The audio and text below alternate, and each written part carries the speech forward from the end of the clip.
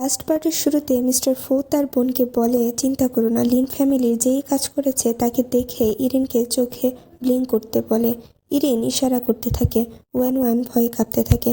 প্রথমে সে কিংসুর দিকে ইশারা করলে ইরিন না করে। এরপর ইরিন ওয়ান ওয়ানের দিকে ইশারা করলে হ্যাঁ বলে। ওয়ান ওয়ান আতঙ্কিত হয়ে পড়ে। তার ভাই বাঁচানোর জন্য চেষ্টা করে। এটা কিভাবে সম্ভব? ও এটা করতে পারে না। কিংসু বলে, আমি তো বলেছিলাম। ওই ইরিনকে মারার চেষ্টা করেছিল, আগেও ধাক্কা দিয়েছিল। তারপর সে তার বেস্ট ফ্রেন্ডকে বলে, এখন সবাইকে সত্য বলো, আমি তোমাকে মারিনি, ধাক্কা দিইনি, তাই না? ইরিন ইশারা করে সম্মতি জানায়। কিংসু বলে, দেখলে তো, আমি আগেই বলেছিলাম। আবার ইরিন ওয়ান ওয়ানের দিকে ইশারা করে। ওয়ান ওয়ানকে ধরে ফেলা হয়। তার মা হাঁটু গেড়ে বসে ক্ষমা চাইতে থাকে। তার ভাই বলে, তুমি নিজে মাকে দেখলে, তবুও থামলে না। কিংসু চিৎকার করে বলে, 4 বছর ধরে যখন আমার সঙ্গে এসব হচ্ছিল, তখন তোমরা আমাকে কবে প্রোটেক্ট করেছো? সে সব দোষ ওয়ান ওয়ানের উপর চাপায়। এখন চ্যান বলে, কোর্টে এখনো কোনো রায় দেয়নি, তোমরা কিভাবে ওর ওপর এমন অভিযোগ আনতে পারো? এটা মানুষের স্বাভাবিক আচরণ, আই ব্লিঙ্ক করা। এরপর ওয়ান ওয়ানের ভাইও তাকেও প্রোটেক্ট করতে শুরু করে এবং কিংসুকে বকাঝোকা করে। কিংসুর মাও মাঝে মাঝে তাকে কথা বলতে থাকে। পরিস্থিতি যখন আরও উত্তপ্ত হয়ে ওঠে, তখন কিংসু বলে ওঠে, তোমরা জেনে গেছো আসল অপরাধীকে, তখনও তোমরা আমার ওপরই দোষ দিচ্ছ। ইরিন আবার অজ্ঞান হয়ে যায়। তার ভাই ভেঙে পড়ে এবং বলে, এখান থেকে কেউ যাবে না, এই পরিবার সবাই এর জন্য দায়ী। সবাই সেখান থেকে চলে যেতে থাকে। কিংসু পেছনে পেছনে যেতে চাইলে তার ভাই আবার তাকে ধমক দিয়ে বলে, এখন তুমি কোথায় যাচ্ছ? কিংসু জবাব দেয়, আমার এখানে থাকার কোনো দরকার নেই। ভাই বলে, তুমি যে অপরাধ করেছো তার জন্য তোমাকে ক্ষমা চাইতে হবে। কিংসু তর্ক করে বলে, আমি কোনো অপরাধ করিনি, তাহলে ক্ষমা চাইবো কেন? তারপর পুরো পরিবার মিলে তাকে চাপ দিতে থাকে, তোমাকে আমাদের পরিবারের কাছে সরি বলতেই হবে, তুমি কেন ওয়ান ওয়ানের ওপর দোষ দিচ্ছ? এই নিয়ে তুমুল তর্ক শুরু হয়। তার ভাই জোর করে তাকে টেনে নিয়ে গিয়ে বাবার সামনে ফেলে দেয়। একে ক্ষমা চাইতে হবে। কিংসু আবারও বলে, আমি কোনো অপরাধ করিনি। তার বাবা রাগ করে বলে, ক্ষমা চাইতে হবে, না হলে শাস্তি পেতে হবে। সবাই বোঝানো ট্রাই করে, তোমাকে ক্ষমা চাওয়া উচিত। কিন্তু কিংসু পরিষ্কার জানিয়ে দেয়, আমি এটা মেনে নিতে পারবো না। তখন তার বাবা রাগে একটা জিনিস তুলে তার মাথায় মারে। ক্ষমা চাইতে হবে। কিংসু তবুও রাজি হয় না। তখন বাবা ছেলেকে বলে, রুলস মানতে হবে, ওকে মারো। ভাইয়ের মন সায় দেয় না, কারণ সে মনে মনে নিজের বোনকে ভালোবাসে। কিন্তু ভুল বোঝাবুঝির কারণে সে বাধ্য হয়ে কিংসুকে মারতে শুরু করে। ঠিক তখনই অন্যদিকে দেখানো হয় মিস্টার ফু গাড়িতে আছেন। তাকে জানানো হয় কিংসুকে বুলি করা হচ্ছে। তিনি সঙ্গে সঙ্গে বলেন, গাড়ি থামাও, আমি এখনই দেখতে যাব কে ওকে এত অত্যাচার করছে। এদিকে কিংসুকে মারতে থাকে তার ভাই। ওয়ান ওয়ান আবারও হাসি দিয়ে নাটক করে। সবাই কিংসুকে বলে, সরি বলে দাও। মারতে মারতে ভাইয়ের খারাপ লাগতে শুরু করে। অবশেষে কিংসু রক্তাক্ত অবস্থায় উঠে দাঁড়ায়। চারপাশে নিজের পুরো পরিবারকে দেখে এবং বলে, হ্যাঁ, আমার অপরাধ আমি স্বীকার করছি। সবাই ভাবে সে হার মেনে নেবে, কিন্তু কিংসু বলে, আমি যে অপরাধ করেছি তা হলো, কেন আমি তোমাদের পরিবারে এসেছিলাম, কেন তোমরা আমাকে মানুষ করেছো। সে আরও বলে, আজ থেকে তোমাদের সঙ্গে আমার আর কোনো সম্পর্ক নেই। আমি লিন পরিবারকে চিনি না, সব সম্পর্ক ছিন্ন করছি। এই কথা শুনে তার ভাই বলে, তুমি এটা কিভাবে বলতে পারো? আমরা তোমাকে বড় করেছি। তো কিংসু পরিষ্কার জানায়, তোমার পরিবার নামে কলঙ্ক, আমি আর তোমাদের সঙ্গে থাকতে চাই না। ওয়ান ওয়ান তাকে থামানোর ভান করে নাটক করতে থাকে, কিন্তু কিংসু ঠান্ডা গলায় বলে, তোমার বাবা মা ভাই সবাই তোমার জন্যই থাকুক। সে ওয়ান ওয়ানকে ধাক্কা দেয়। ওয়ান ওয়ান আবার নাটক শুরু করে। তখন কিংসুর বাবা তাকে চড় মারে। ওয়ান ওয়ান বলে, আমার শরীর ভালো লাগছে না, আমাকে হসপিটালে নিয়ে যাও। তার ভাই তাকে কোলে তুলে নেয়। পরিবারের সবাই ঘৃণার চোখে তাকায়। বাবা বকে চলে যায়। ওয়ান ওয়ান তখন মুচকি হাসে। ঠিক তখনই দেখা যায় মিস্টার ফু সেখানে এসে পৌঁছায়। কিংসু দেখে বলে, তুমি এখানে? কিংসু তখন খুব অসুস্থ লাগছে। মিস্টার ফু তাকে কোলে তুলে বলেন, আমি থাকতে তোমাকে কেউ কষ্ট দিতে পারবে না।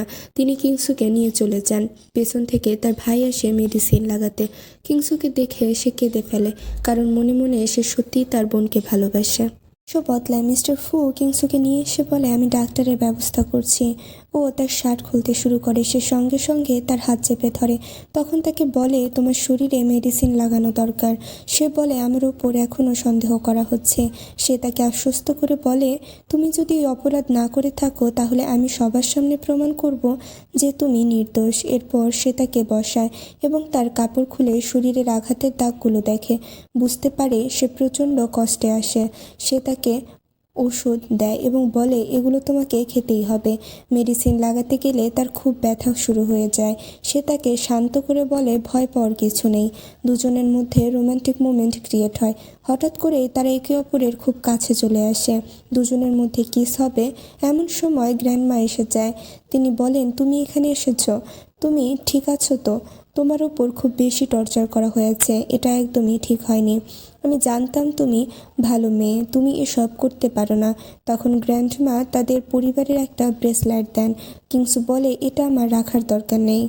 ও বলে, ইরিন এখনও জ্ঞান ফিরে পায়নি। কিন্তু গ্র্যান্ডমা আবার বলে, তার জ্ঞান ফিরুক বা না ফিরুক, আমার তোমার ওপর পূর্ণ বিশ্বাস আছে। আমি জানি তুমি এসব করতে পারো না, সেই জন্যই তো আমি তোমার সঙ্গে ফুল এঙ্গেজমেন্ট করিয়েছি। হঠাৎ একজন ডাক্তার এসে তার চেক আপ শুরু করে।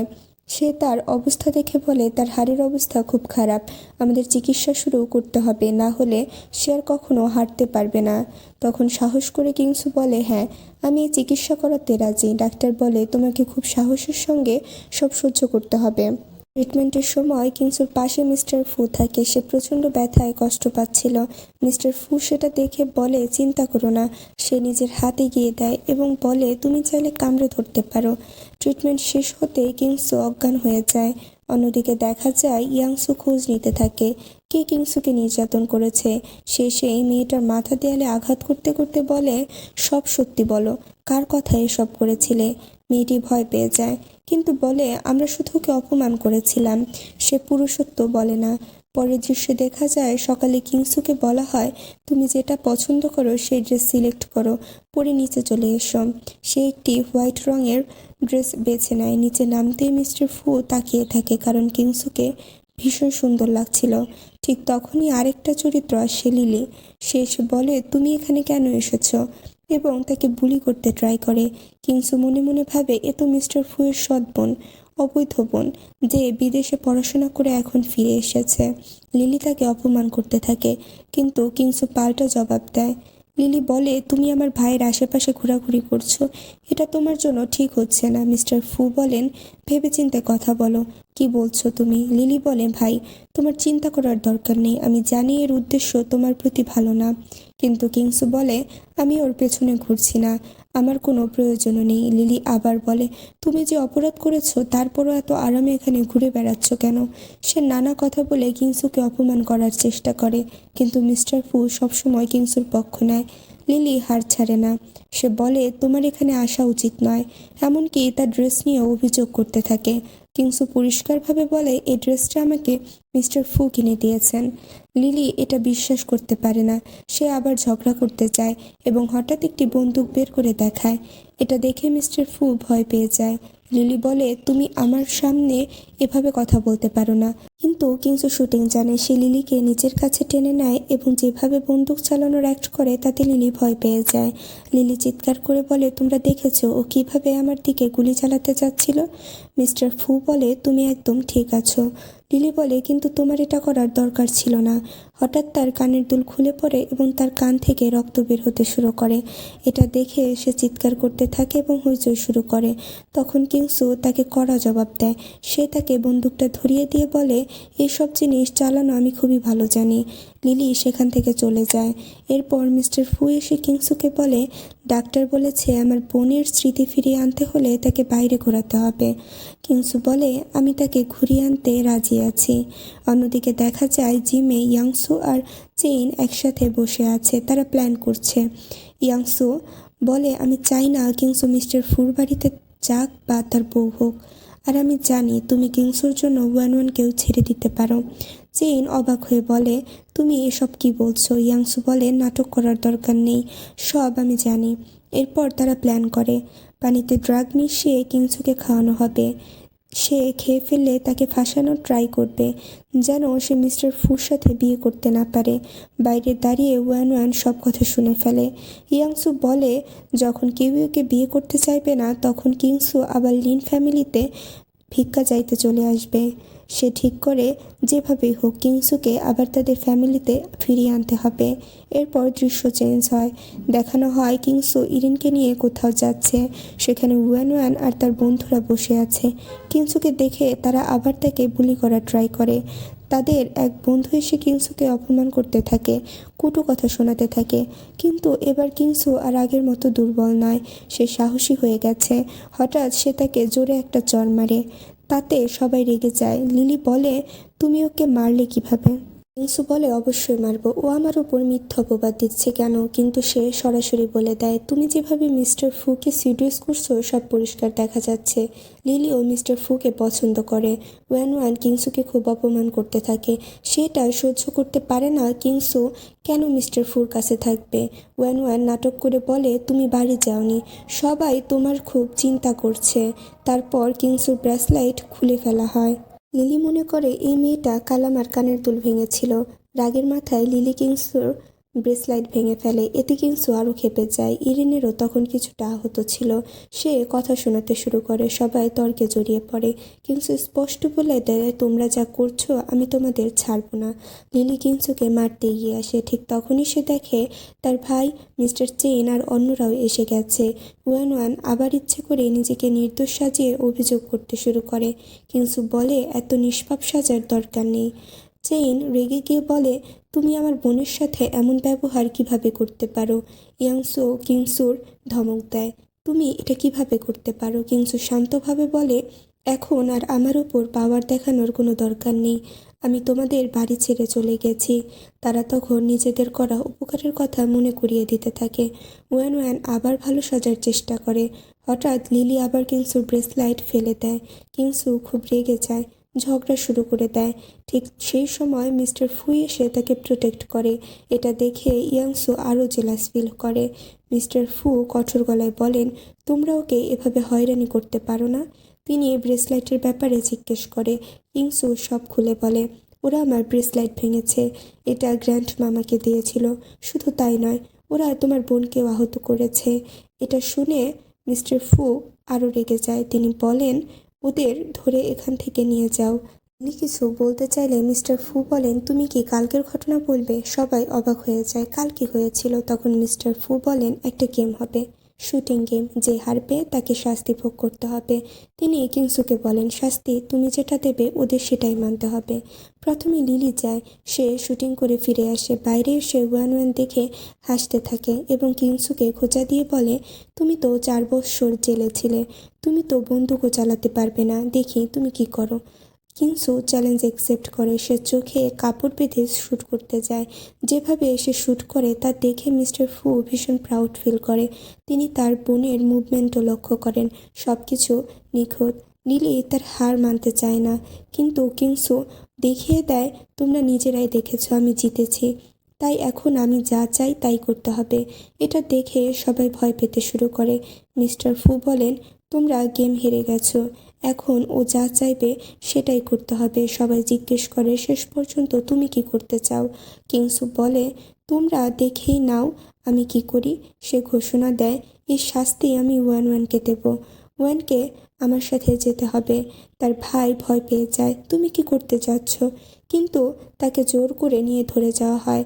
তারপর দেখানো হয় ওয়ান ওয়ানের মাথার উপর একটি আপেল রাখা হয় আর কিংসু শ্যুট করার প্রিপারেশন নেয়। যেভাবে সে শ্যুট করে তাতে ওয়ান ওয়ান ভয় কাঁপতে থাকে, আর তার ভাই আর চেইন সবাই ভয় পেয়ে যায়। ওয়ান ওয়ান খুব ভয় পেয়ে যায় আর মিস্টার ফু ভীষণ প্রাউড ফিল করেন। ওয়ান ওয়ান কাঁদতে শুরু করে, সবাই তাকে বসায় এবং বলে চিন্তা করার কিছু হয়নি। কিন্তু মনে মনে ওয়ান ওয়ান ঠিক করে নেয়, আমি এর প্রতিশোধ নেবই। এদিকে মিস্টার ফু খেয়াল করেন তার বোনের শরীরে সামান্য মুভমেন্ট শুরু হয়েছে। তিনি সঙ্গে সঙ্গে বলেন, ওকে বাড়িতে নিয়ে চলো। কিংসু বলে, আমি ড্রেস চেঞ্জ করে আসছি। ভেতরে ঢুকে সে পানি খায়। হঠাৎ তার মাথা ঘুরতে শুরু করে। সে বলে, আমার এত গরম লাগছে কেন? ঠিক তখনই একটা লোক সেখানে আসে এবং বাজে ব্যবহার শুরু করে। কিংসু তাকে আটকানোর চেষ্টা করে, কিন্তু ওই লোকটা তাকে অ্যাসল্ট করার ট্রাই করে। সে তার কাছে বন্দুক দেখতে পায়, সেটি তুলে নেয়। ঠিক তখনই মিস্টার ফু বাইরে অপেক্ষা করছিলেন। হঠাৎ গুলির শব্দ শুনে তিনি দৌড়ে আসেন। দেখেন ওই লোকটির পায়ে গুলি লেগেছে। মিস্টার ফু এসে কিংসুকে প্রোটেক্ট করেন। সেই লোকটি কিছু বলতে চাইলে মিস্টার ফু রেগে গিয়ে বলেন, এখান থেকে চলে যাও, না হলে দেখো তোমার সাথে কি করি।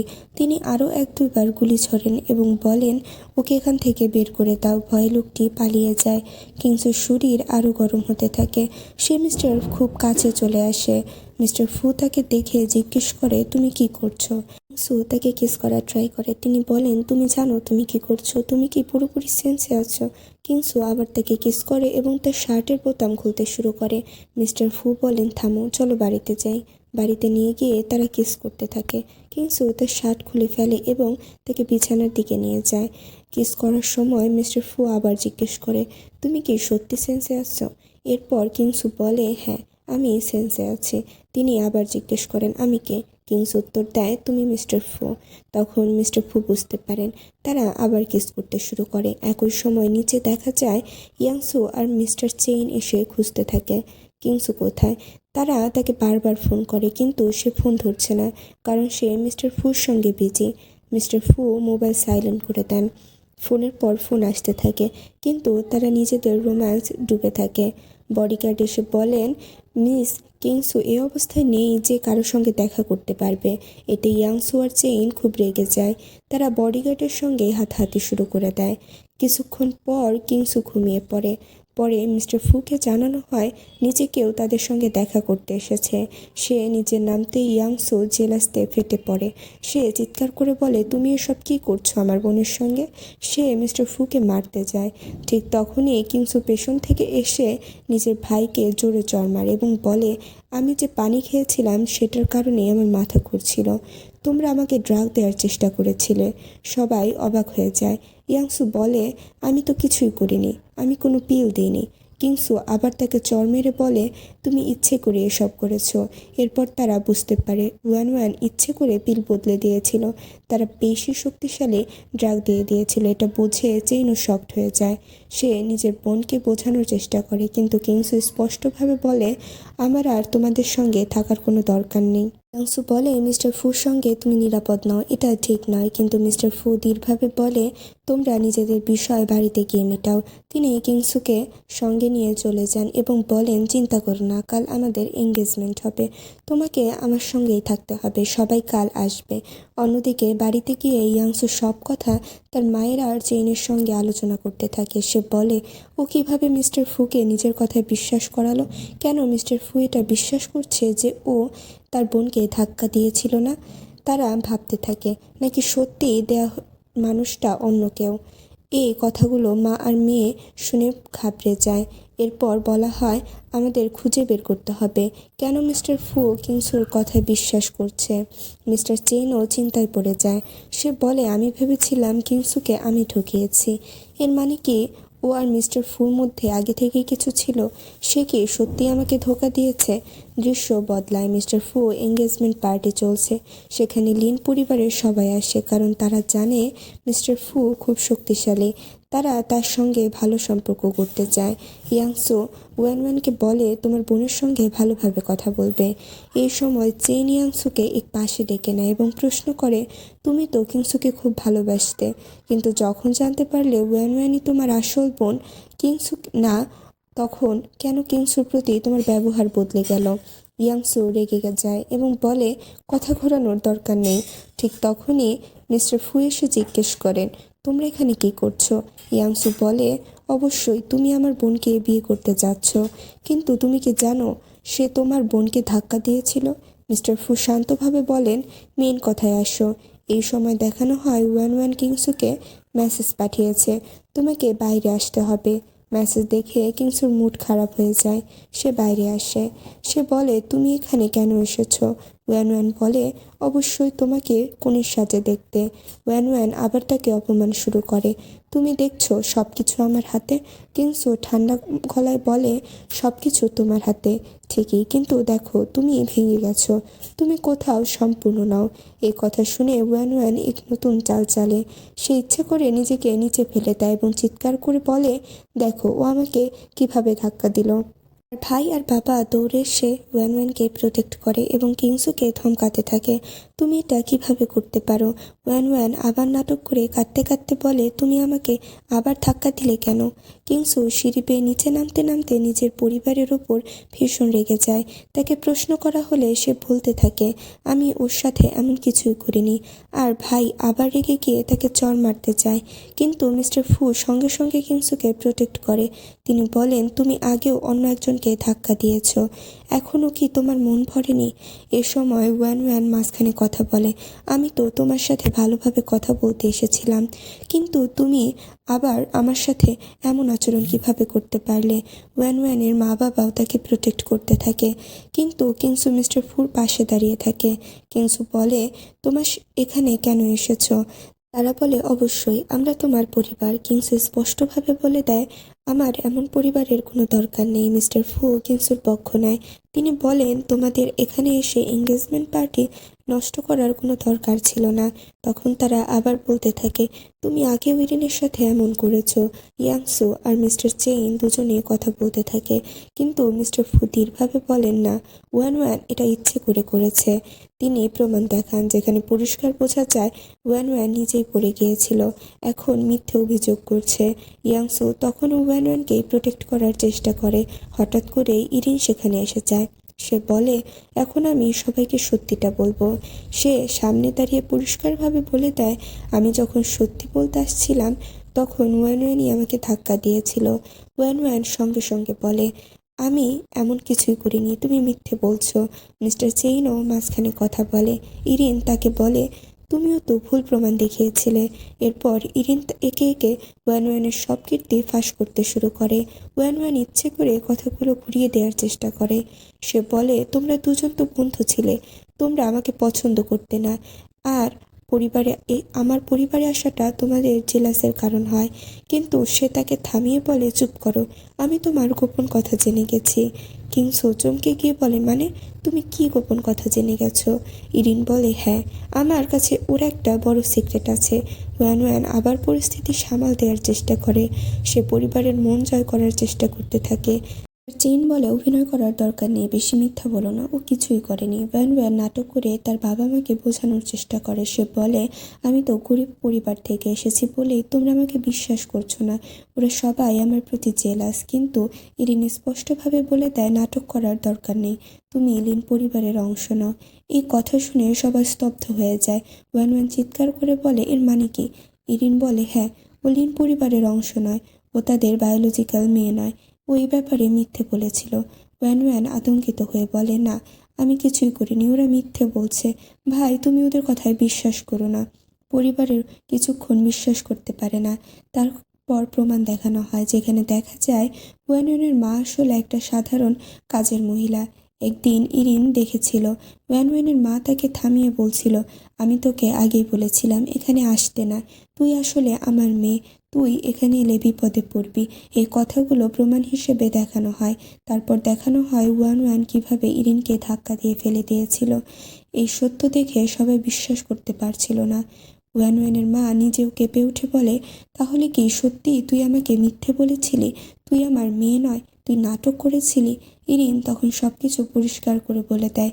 সে সব প্রমাণ দেখায় এবং ফোনেও রেকর্ড শোনায় যে আসল বায়োলজিক্যাল মেয়ে কিংসু, ওয়ান ওয়ান নয়। এই সত্যটা সামনে আসতেই তার মা ভীষণ রেগে যায়। তিনি জোরে ওয়ান ওয়ানকে একটা চড় মারে এবং বলেন, তুমি আমার সঙ্গে এমনটা কিভাবে করতে পারলে, এত বড় একটা ভান করলে।